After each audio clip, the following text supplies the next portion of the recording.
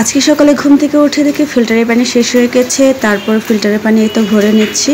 আর ফিল্টারের পানি ভরা থাকলে অনায়াসে ইউজ করা যাবে। আর এই ফিল্টারের পানি আমি ইউজ করি রান্নার কাজে। এরপর সকালে নাস্তা করার আগে আমি পেঁয়াজটাকে ফ্রাই করে নিচ্ছি, কেননা আবার দুপুরবেলা গ্যাস থাকবে না। আগে হচ্ছে পেঁয়াজটাকে আমি ভেজে রাখবো, তারপর চা নাস্তা করব। এদিকে আবার দুপুরে আমি বিরিয়ানি রান্না করব, এই জন্য রেডি করে রাখছি। নাস্তা করেই হচ্ছে আমি বিরিয়ানি রান্না করতে চলে যাব। সাথে মুরগির মাংস ফ্রিজ থেকে নামিয়ে পানিতে ভিজিয়ে রেখেছি। বাইরে থেকে আজকে নাস্তা আনা হয়েছে পরোটার সাথে ডাল সবজি। আর এই বৃষ্টির দিনে পরোটার সাথে ডাল সবজি নাস্তা খেতে কিন্তু খুবই ভালো লাগে। এদিকে আবার অনেক দিন হয়ে গেছে নিজের হাতে রুটি বানিয়ে খাই না। আগে তো অনেক বানিয়ে খেতাম, তারপরে আবার ফ্রোজেন করে রাখতাম, সকালে শুধু ফ্রাই করে খেতাম। এখন হচ্ছে সেরকম সময় পাই না, তারপরে আবার হচ্ছে মাঝে মাঝে রুটি বানাতে অলসতা লাগে, তার জন্য হচ্ছে রুটি বানিয়ে খাওয়া হয় না।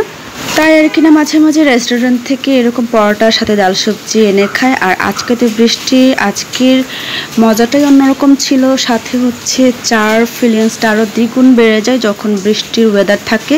এদিকে আজকে আমি রান্না করব হচ্ছে চিকেন বিরিয়ানি। চিকেন বিরিয়ানি রান্না করার জন্য মুরগির মাংসটাকে ভালো মতো ধুয়ে পরিষ্কার করে নিয়েছি। এরপর এখানে দিয়ে দিলাম আগে থেকে ভেজে রাখা পেঁয়াজ, তার সাথে রেডিমেড রাঁধুনি বিরিয়ানি মশলা দিয়ে দিলাম। তারপর দিয়ে দিলাম হচ্ছে আদা রসুনের পেস্ট 2 চা চামচের মতো। এরপর আমি এখানে অ্যাড করব পেঁয়াজ ভাজার তেল, সাথে লিকুইড দুধ। আর আমার এদিকে লিকুইড দুধ ছিল না, বিধায় হচ্ছে গুঁড়া দুধটাকে পানির সাথে মিক্স করে এভাবে লিকুইড দুধ বানিয়েছি। তারপর এখানে অ্যাড করেছি, সাথে অ্যাড করছি লেবুর রস আর পরিমাণ মতো লবণ। মুরগির মাংসগুলো সব মশলার সাথে হাত দিয়ে মাখিয়ে ভালোভাবে আমি এটা মিক্স করে নিব। এরপর হচ্ছে আমি চুলায় বসিয়ে দেব রান্না করার জন্য। আর এই মুরগির মাংসগুলো মশলার সাথে মিক্স করার সময় এত সুন্দর অ্যারোমা বের হচ্ছিল যে মনে হচ্ছিল অনেক মজা হবে। যাই হোক, এরপর চুলায় দিয়ে এটা ঢাকনা দিয়ে রান্না করে নিব। এরই ফাঁকে কয়েকবার ঢাকনা খুলে নেড়ে চেড়ে দিয়েছি যাতে নিচে পড়ে না যায়। তারপর এই যে ফাইনালি কিন্তু আমার এই মুরগির মাংস রান্নাটা হয়ে গেছে, পানিটাও শুকিয়ে গেছে, উপরে তেল উঠে এসেছে। এরপর পরিশেষে সামান্য পরিমাণ চিনি দিয়ে এটা নামিয়ে নিয়েছি। মুরগির মাংসের তরকারিটা এক সাইডে রেখে এখন আমি পোলাও রান্না করব। পোলাও রান্না করার জন্য তেল দিয়েছি, তেলে দারুচিনি, এলাচ, পেঁয়াজ দিয়ে নেড়ে চেড়ে নিয়ে এরপর দিয়ে দিলাম এখানে পোলাওয়ের চাল। পোলাওয়ের চাল দিয়ে তারপর ভালোভাবে নেড়ে চেড়ে দিতে হবে। আর এদিকে আমি রান্না করছি, আর আমার ছেলে তার বাবার সাথে আর্ট স্কুলে যাচ্ছে। ওদেরকে টাটা দিয়ে আবার চলে আসলাম রান্নাঘরে। আর আমি এই চালটাকে ভালোভাবে হচ্ছে ভেজে নিয়েছিলাম। চালটা যত বেশি ভাজা হবে ভাতটা তত সুন্দর ঝরঝরে হবে।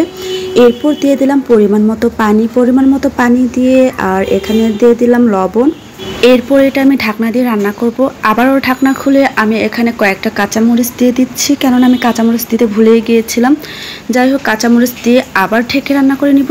কয়েকবার ঢাকনা খুলে নেড়ে চেড়ে দেওয়ার পর পানিটা একদম শুকিয়ে গেছে। এখন আমি উপরে আগে থেকে রান্না করে রাখা মুরগির মাংসটা দিয়ে দিব।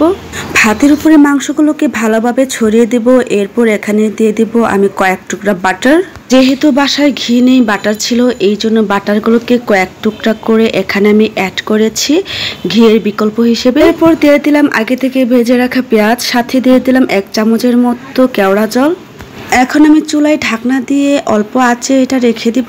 30 মিনিট পর ঢাকনা খুলে আবারও নেড়ে চেড়ে দিয়ে চুলাটা অফ করে দিয়েছি। এখন আবার চুলাটা অফ করে দিয়ে চুলার উপরে রেখে দেব আধা ঘন্টা। এইভাবে আস্তে আস্তে দমে রান্না করলে কিন্তু বিরিয়ানিগুলো খেতে অনেক বেশি মজার হয়। চিকেন বিরিয়ানি রান্না কমপ্লিট হয়ে গেছে। এখন যেহেতু গোসল করব, এর আধা ঘন্টা আগে মাথায় একটু মেহেদি দিয়ে রাখবো, কেননা আমি সপ্তাহে একবার করে মেহেদি দেওয়ার জন্য ট্রাই করি। ফাইনালি ফ্রেশ হয়ে নিয়েছি। আর এদিকে আজকের চিকেন বিরিয়ানির সাথে আর আজকের যে ওয়েদার, দারুণ একটা কম্বিনেশন ছিল।